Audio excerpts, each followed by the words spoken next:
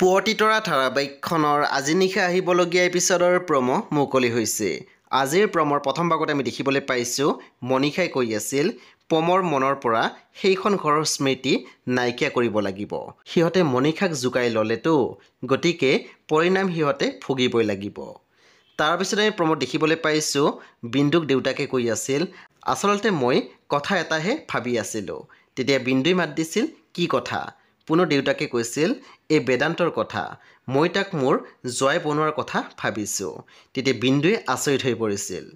তাৰপিছত আমি প্ৰমত দেখিবলৈ পাইছোঁ অনুৱে বেদৰ আগত কৈ আছিল তাই গম পায় যে সেই ঘটনাটো আপুনিয়ে কৰিছিল। তেতিয়া বেদই মাত দিছিল হয়তো সেইবাবে তাই মোক দেখিবই নোৱাৰে। সেই বন্ধু বান্ধৱীসকল আজি নিশা 9 বজাত ৰং টিভিত আহিবলগীয়া পুৱতিতৰা ধাৰাবাহিকখন খুবেই বেছি ইণ্টাৰেষ্টিং হ'বলৈ গৈ আছে। সেয়া আপোনালোকে চাবলৈ একেবাৰে নাপাহৰিব। পৰৱৰ্তী আপডেটৰ বাবে আপোনালোকে মোৰ চেনেলটো ছাবস্ক্ৰাইব কৰি কাষত থকা বেল আইকন টিপি দিবলৈ একেবাৰে নাপাহৰিব। আৰু প্লিজ আপোনালোকে মোৰ ভিডিঅ' এটা লাইক কৰি দিব।